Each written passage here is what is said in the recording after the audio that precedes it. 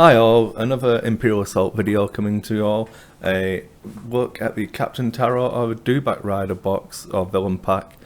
This is actually the, I don't know if it's the, I don't know, Jabba's Realm just excites me so much. I really like this set. I've been waiting for this article for a long time, but then I'm still looking forward to Jabba, and I'm looking forward to Luke as well, and then the actual Jabba's Realm box. But this one is easy to get washed away in the excitement for Jedi Luke and Jabba and Rancors and all that stuff. But this, I think, is going to be a really good fun pack to use. Again, I'm looking at a skirmish game primarily, but 5 points for a Dewback Rider. He's a trooper creature. Comes on these double-sized base, so the elongated one, same as the Wampa, the E-Web, that kind of thing. And he has 9 health, 4 speed, a black defense die, and a ranged attack of blue, green, yellow. It's really nice. He comes with an action for a shock lance. So you choose a figure within 2 spaces and roll 1 yellow die. That figure suffers damage equal to a damage result, and if you rolled 1 or more surge, it becomes weakened. And he also has a mounted ability, which is at the start of your activation, gain 3 movement points. So I'm pretty happy with that package all around. I mean, it's rugged, it's cheap, it's got a really powerful attack. The surges are nice, with 2 surges plus 1 damage and a surge for PS2. Gives you a lot of options.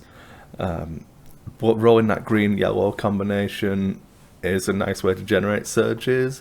And having a blue one for extra range is always going to be nice. So you're looking at a minimum range of 3 for the attack, you know, possibly going all the way up to, was it 12, 5 on the blue, 3 is 8. Yeah, you can get some crazy ranges, but I still think it's more of a close support type figure. I really like it. Deceptively fast, but still tricky to use. I have fielded with Wampas before, and that extra movement normally gets eaten up in the positioning so that I can use my movement because of the way you have to wheel the larger based figures. But it's really exciting. I'm really happy with this. I'm going to be picking up 3 packs, to be honest, because I want to be able to field the full cavalry charge. And I don't think I'm going to regret it. The one thing I would say is, from the images I've seen, it doesn't look like there's going to be an alternate rider. I was really hopeful when they announced it was going to be a dual pack, fieldable as just a normal Dewback Rider or as Captain Terro. You'd be able to have a different mount, like the Bantha Rider just pops off. So hopefully, you know, fingers crossed, there'll be a different sculpt in there for Captain Terro. But I'm not holding my breath at the moment. And moving on to the infamous captain himself, he gains a leader trait, retains trooper and creature, costs 7 points.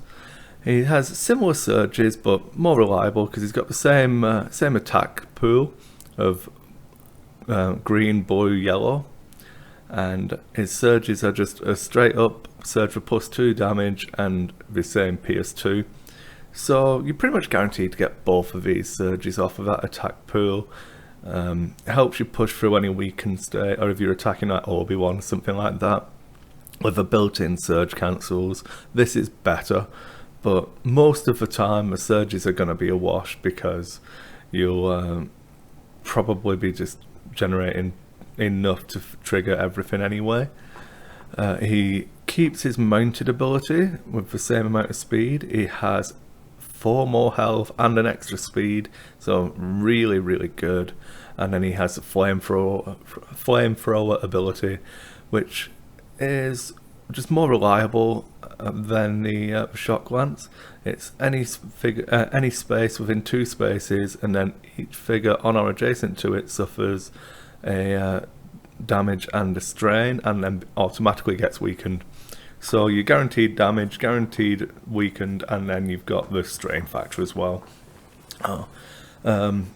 It's basically got the built-in grenade that we see on Bosk, and I think that's really, really nice. There's no randomness to it. It can definitely force people to play differently around him.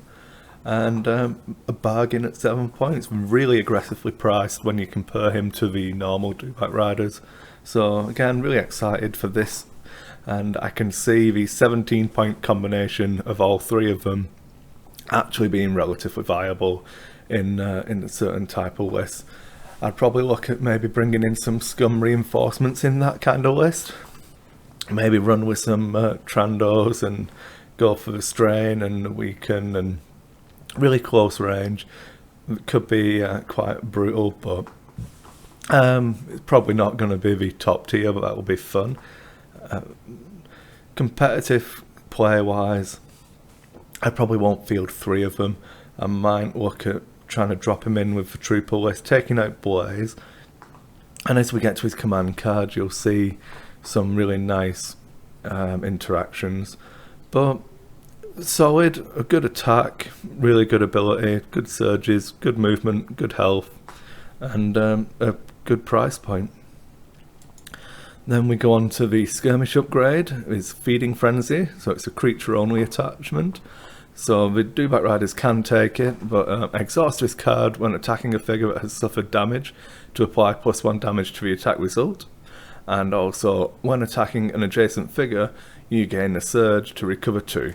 So in the article we talk about putting this on the Bantha, and obviously that's a tremendous idea because you walk on top of someone, they take uncancelable damage, which means that you can then attack them and apply extra damage whilst recovering yourself. So it's a good card, good on the Bantha. I really like the idea of it on an Elite Nexu as well. They normally generate surges, and just that kind of thing. Obviously, the Dewback Riders will have excess surges as well, so I think this is going to be decent on them. Like Captain Terro going up to 8 points with this card. I don't feel like that's too bad of a investment. Get him into position with his free move. You can use his ability to apply automatic damage, so that this will trigger. He's going to get surges on those yellow dice anyway, and just keep his decent health count up. Then we go on to Captain Terro's command card, which is Cavalry Charge. You use it at the start of your activation. Until the end of the round you gain +1 defense, and while friendly troopers within 2 spaces of you are attacking, apply +1 surge to the attack result. So for this one, I see it more as a second line kind of attack. I don't want to be rushing him in the first round. I want to wait until I've got all of my troopers positioned to get my attack. Then I'll bring him in, pop this, use his attack, and it's more just to keep that reliability of the stormtrooper attacks and things like that coming. So you can do the trooper swarm moving in and around him, getting the rerolls because he's a trooper as well, and then bouncing back out, and just having those surges guaranteed just is going to help push your damage up. You can make an actual decent punch from range then, because you're guaranteed your +3 accuracy on your elite troopers. You've got your extra damage. It just takes it more out of the dice. I feel like that's going to be probably a better use of this than just charging him up with some Dewback Riders and hoping for the best. But not necessarily a bad tactic if you can actually get all of them into combat. Again, I'd do it in a second wave so that he goes in using just his free movement so we can flamethrower and attack. Then the next guy comes in with a free move, shot glances and attacks and stuff like that. If you can get that double hit every time, especially with if you can get adjacent with the feral claws, Feeding Frenzy, you'll definitely start putting the hurt on people. Then the other command card is a leader-based card. Battlefield Awareness is 1 point and it is a unique card in a deck. Used after another friendly figure within 3 spaces rolls any number of dice to re-roll one of those dice. It's nice enough. A leader card, probably good on more of a Gideon or a type leader. Then, you know, it's always going to be supportive anyway. Captain Terro is going to be useful on him because he's going to be in the thick of it anyway. So you've got to try and balance those things. You've got the spaces restriction, but I feel like most people could benefit from this. Rerolls are always nice, but with the restriction and the range restriction, I might have seen it as a 0. I'm not sure. I'll need to play with it. Then we have Feral Swipes.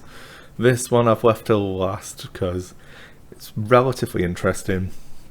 So a creature card, 1 point, and as an action, for each die in your attack pool, perform a melee attack using 1 red die. So we go back to the Dewback Riders.